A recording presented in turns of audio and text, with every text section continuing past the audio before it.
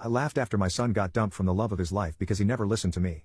Me and my wife had such a perfect relationship before having kids. We met in college at a party and we immediately had sparks between us. I would take her out on dates every single day. However, after a year of dating we realized that she was pregnant. I didn't realize how much of a hit on the relationship this would be. I always wanted to raise my son to be a strong athlete, and a scholarly intellect. But my wife coddled him way too much.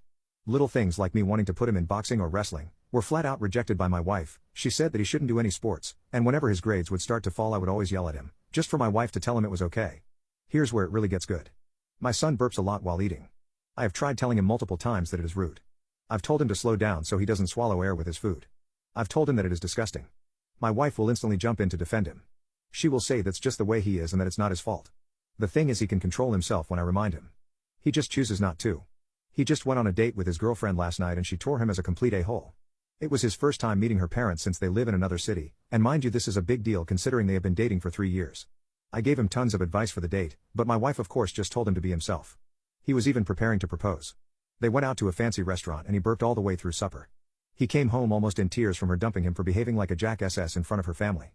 I heard him telling my wife about it, while she hugged him in her arms, and then I just burst out laughing. She asked what was so funny. I reminded them both that I had tried dozens if not hundreds of times to teach him table manners and he rejected them and she protected him. I said that now he is a grown man and he had to learn the hard way. They both think she overreacted and that I'm the a-hole for being amused by his experience.